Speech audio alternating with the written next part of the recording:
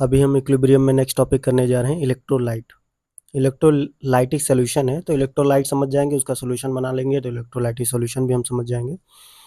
और बाकी इसमें और भी टॉपिक लिखे हुए हैं, यानी कि equilibrium, degree of dissociation, common ion effect, तो ये अपकमिंग टॉपिक्स हैं, तो उन पर बाद में बात करेंगे। तो इलेक्ट्रोलाइट क्या होता है? A molecule which breaks into ion.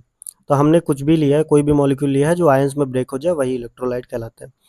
तो फंडामेंटली ये दो टाइप के होते हैं, strong electrolyte, weak electrolyte.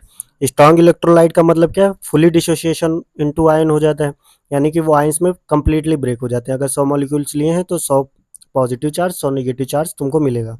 Weak electrolyte क्या होता है? जो पार्शियली डिसोशिएट होता है। पार्शियली डिसोशिएट करने का मतलब क्या है? 100 मॉलिक्यूल लिए हैं तुमने, लेकिन उसमें से 4 मॉलिक्यूल ही किए हुए हैं प्लस में कन्वर्ट हुए, 4 माइनस में कन्वर्ट हुए, ठीक है। बाकी के 96 क्या रहे, वैसे ही रिमेन रह गए, ठीक है। या फिर 5 हो सकते हैं, या फिर 6 हो सकते हैं, 7 हो सकते हैं, यानी 100% पूरा डिसोसिएशन नहीं हुआ है, ठीक। तो ये वीक हो गया।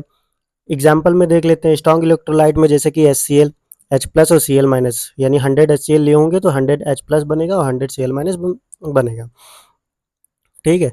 और वीक इलेक्ट्रोलाइट में जैसे कि CH3COOH, तो CH3COOH अगर 100 मॉलिक्यूल्स लोगे तो उसमें से 5-6 मॉलिक्यूल्स क्या होंगे? CH3COO माइनस में कन्वर्ट होंगे और H प्लस में कन्वर्ट होंगे। बाकी के 95, 94 और 95 क्या होंगे?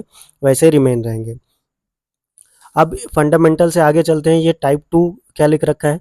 तो टाइप 2 क्या है? बेसिकली एसिड बेस और सॉल्ट के बेसिस पर इलेक्ट्रोलाइट को बता रखा है। तो एसिड भी सिमिलरली स्ट्रॉन्ग इलेक्ट्रोलाइट अगर एसिडिक है, ठीक है, इलेक्ट्रोलाइट हमारा अगर एसिडिक है तो वो भी सेम कैटेगरी में आएगा, स्ट्रॉन्ग एसिडिक इलेक्ट्रोलाइट और वीक एसिडिक इलेक्ट्रोलाइट।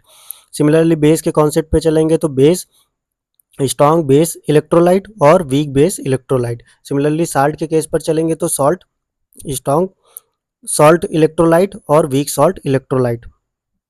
यहाँ पर कुछ एग्जाम्पल दे रखा है एसिड और बेस के, जैसे strong acidic, strong acid electrolyte के HCl, H2SO4, HNO3, weak acids के लिए CH3COOH, HCN, H2CO3, ठीक है। स्ट्रॉन्ग बेस के लिए KOH, NOH, S ब्लॉक के हाइड्रोक्साइड, और वीक बेस के लिए दे रखा है NH4OH, Zn, zinc hydroxide, aluminium hydroxide, copper hydroxide, और डी और पी ब्लॉक के हाइड्रोक्साइड।